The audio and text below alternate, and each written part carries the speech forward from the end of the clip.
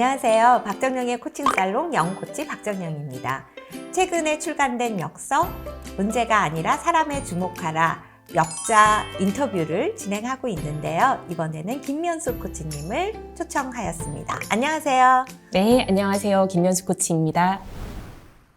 네, 코치님은 이번 책에서 어떤 부분을 담당하셨나요? 저는 마지막 세 번째 파트인 세 가지 멘탈 습관에 관련된 내용을 번역했습니다.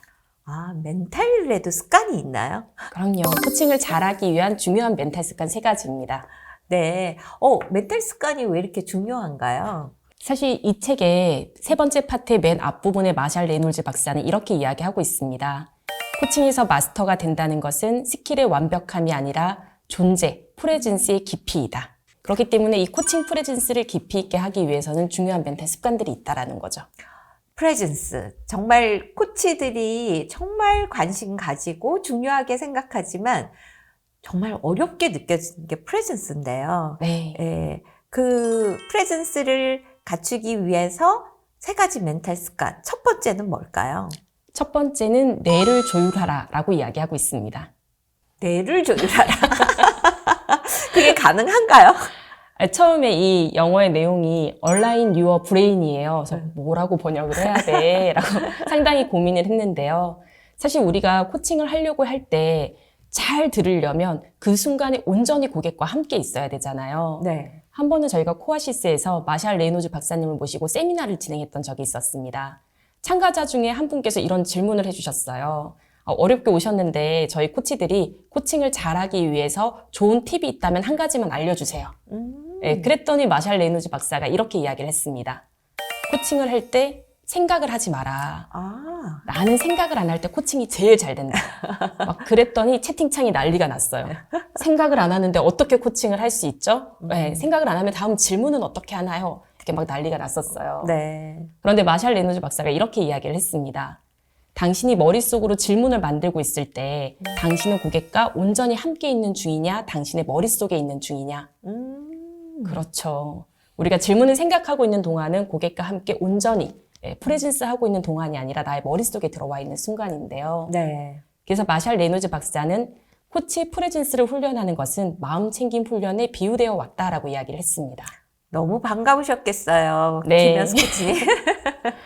저는 늘 제가 자기소개를 할 때 저는 코칭과 마음 챙김을 안내하는 역할을 하고 있습니다 라고 이야기를 했는데요. 그래서 이 책에서는 마샬 레노즈 박사가 우리가 고객과 온전히 프레젠스를 가지고 머무르기 위해서 어떤 훈련을 하면 좋은지를 구체적으로 제시하고 있습니다. 네, 그렇다면 두 번째 멘탈 습관은 어떤 걸까요? 네. 두 번째 멘탈 습관은 그냥 듣지만 말고 받아들여라 라고 이야기하고 있습니다. 네.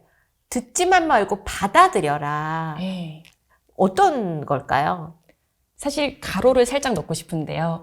그냥 듣지만 말고 가로에서 온몸으로 받아들여라. 네. 네. 그냥 귀로 듣지 말고 온몸으로 받아들여라. 어떻게 하면 온몸으로 받아들이는 걸까요?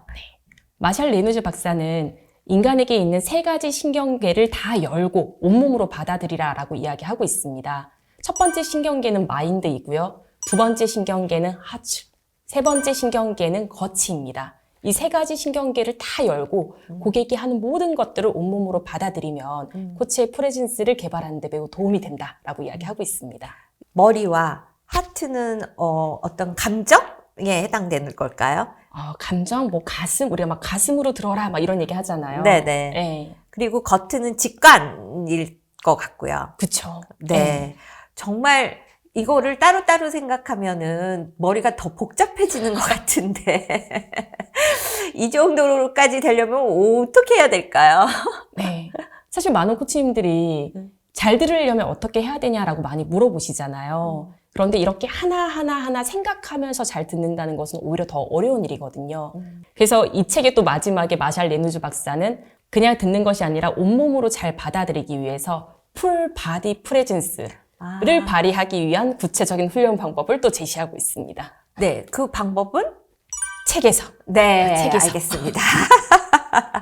네, 그렇다면 세 번째 멘탈 습관은 뭘까요? 네, 세 번째 멘탈 습관은 판단을 알아차리고 놓아주어라입니다.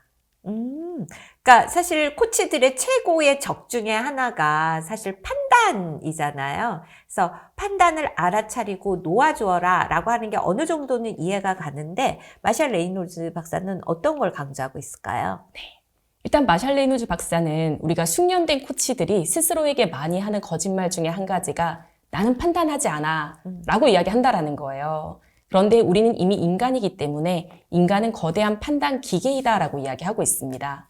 판단도 하나의 감정과 마찬가지다라고 마샬 레이노즈 박사는 이야기하고 있습니다. 그래서 판단이 딱 올라오면 이 판단에 대해서 생각하지 말고 그냥 내가 어떤 감정이 올라온 것처럼 판단이 올라왔구나 라고 캐치하고 그것을 놓아주어라 라고 이야기하고 있습니다. 그러니까 절대 판단을 하지 마라 이게 아니라 인간으로서 판단할 수 있다. 예, 근데 그것을 딱 인지하고 그냥 let it go 그냥 그렇죠. 예, 놓아주어라. 네, 근데 사실 그것도 쉽지는 않죠. 네. 그래서 마샬 레이노즈 박사가 이 책에서 되게 재밌는 사례를 이야기하고 있는데요. 본인이 중국에서 코칭 데모를 사람들 앞에서 하고 있었대요. 그런데 고객으로 올라온 사람이 나는 사람들이 코칭을 하면서 뭔가 새로운 발견을 하고 막 눈빛이 반짝반짝 거리는 그 순간이 너무 좋다 이런 얘기를 하면서 앞으로 어떻게 코치로서 성장할 것인가 이런 이야기를 하고 있었는데 여기가 중국이잖아요. 네. 그래서 코칭을 통해서 공산주의의 가치를 사람들에게 전달하는 것에 매우 큰 희열을 느낀다라고 한 순간 마샬 레이노즈 박사가 본인의 어떤 그 가치관과 맞지 않은 부분에 있어서 판단이 올라온 거예요. 그래서 이제 복잡해지기 시작한 거죠. 네. 그런데 마샬 레이노즈 박사는 지금 내가 판단이 올라왔구나 라는 것을 알아차리고 지금 나의 역할은 이 고객의 생각 파트너로서 온전히 함께 있는 것이기 때문에 판단을 놓아주고 다시 그 자리로 돌아왔다라고 표현하고 있습니다. 네.